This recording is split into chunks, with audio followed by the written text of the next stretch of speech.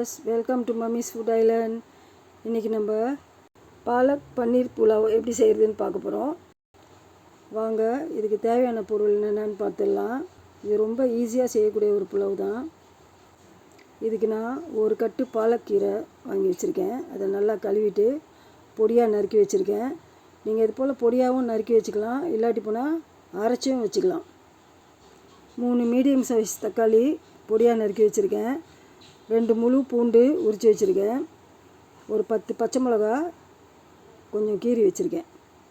3 medium size வெங்காயம் பொடியாக நறுக்கி வச்சுருக்கேன்.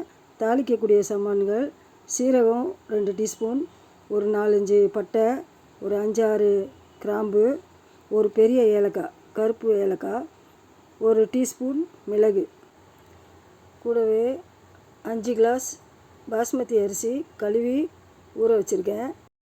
இந்த கிளாஸோட அளவு 200 கிராம். 3 பன்னீர் நீல வாக்கில் கட் பண்ணி வச்சுருக்கேன். பன்னீரை கட் பண்ணி உப்பு தண்ணியில் ஊற வச்சு தண்ணியை வடிச்சிட்டு எடுத்து வச்சுருக்கேன். உடச்ச முந்திரி பருப்பு ஒரு 50 கிராம், 4 டீஸ்பூன் உப்பு, 1 டீஸ்பூன் சர்க்கரை, 3 டேபிள் ஸ்பூன் நெய், 200 ml கடலெண்ணெய், 4-5 டேபிள் ஸ்பூன் கார்ன்ஃப்ளவர், 3/4 டீஸ்பூன் உப்பு, ஒரு 1/2 டீஸ்பூன் மிளகுத்தூள். இது எல்லாத்தையும் ஒன்றா போட்டு கலந்து இப்போ அதில் இந்த பன்னீரை நல்லா அதில் பெரட்டி எடுத்துக்கணும். இது போல் எல்லா பன்னீரையும் அதில் போட்டு நல்லா பெரட்டி எடுத்து வச்சுக்கோங்க. இப்போ அடுப்பில் 1 டேபிள் ஸ்பூன் நெய் விட்டு அதில் அந்த முந்திரி பருப்பெல்லாம் வறுத்து எடுத்துக்கலாம். ஓரளவுக்கு முந்திரி பருப்பு செவந்ததும் அதை வெளியில் எடுத்துடலாம்.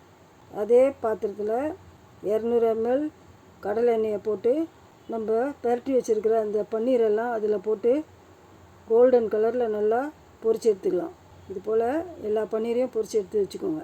இப்போது அதே எண்ணெயில் இந்த தாளிப்பு சாமானெல்லாம் அதில் போட்டுடலாம். அதை நல்லா வதக்கி விட்டு கூடவே வெங்காயத்தையும் அதில் போட்டு வதக்கிக்கலாம். வெங்காயம் ஓரளவுக்கு செவந்த உடனே பூண்டையும் அதில் போட்டுக்கலாம். கூடவே பச்சை மிளகாவையும் போட்டுக்கலாம். அது கூட தக்காளியையும் போட்டுக்கலாம். இது எல்லாத்தையும் நல்லா வதக்கி விட்டு கீரையும் போட்டுக்கலாம். இந்த பாலக்கீரை வேறு எதுவும் இல்லை, பசலைக்கீரை தான் பாலக்கீரைன்னு சொல்கிறாங்க. இப்போ இந்த கீரையை நல்லா வதக்கி விட்டு அது நல்லா வதங்கின உடனே இப்போ நம்ம ஏற்கனவே பொரித்து வச்சுருக்கிற அந்த பன்னீரை இதில் போட்டு இந்த புலாவுக்கு தேவையான 4 டீஸ்பூன் உப்பையும் அதில் சேர்த்துக்கலாம். நான் இப்போது 5 கிளாஸ் அரிசிக்கு 9 கிளாஸ் தண்ணின்ற அளவில் இதில் ஊற்றிருக்கேன். இதை நல்லா கலக்கி விட்டு 1 டீஸ்பூன் சர்க்கரையும் போட்டு இப்போ நம்ம இதை மூடி வச்சிடலாம். இது கொதித்த உடனே இப்போ மூடியை திறந்து அரிசியை அதில் போட்டுடலாம். இப்போ எல்லாத்தையும் ஒரு முறை நல்லா கலக்கி விட்டுட்டு தண்ணி குறைஞ்சி இது போல் குழி குழியாக வரும்போது நம்ம வறுத்து வச்சுருக்கிற முந்திரி பருப்பை அதில் போட்டு கூடவே 2 டேபிள் ஸ்பூன் நெய்யும் போட்டுக்கலாம். இப்போ மறுபடியும் மூடி வச்சு பழைய தோசைக்கல்லை அடுப்பில் வச்சு இப்போ இந்த புலாவை நம்ம தம்முக்கு வச்சிடலாம். இது ஒரு 25 நிமிஷத்தில் ரெடி ஆகிடும். ஆனால் உடனே நீங்கள் திறக்கக்கூடாது, 10 நிமிஷம் கழித்து தான் திறக்கணும். இப்போது புலாவ் ரெடி ஆகிடுச்சு. பாருங்கள் எவ்வளோ நல்லா வந்திருக்கு போல போலன்னு. இப்போ நம்ம சர்விங் பிளேட்டில் வச்சு இதை சர்வ் பண்ணலாம். இந்த புலாவை ட்ரை பண்ணி பார்த்துட்டு எனக்கு கமெண்ட்டில் சொல்லுங்கள். இந்த வீடியோ உங்களுக்கு பிடிச்சிருந்ததுன்னா லைக் பண்ணுங்கள், ஷேர் பண்ணுங்கள், சப்ஸ்கிரைப் பண்ண மறந்துடாதீங்க. See you on my next video. Bye.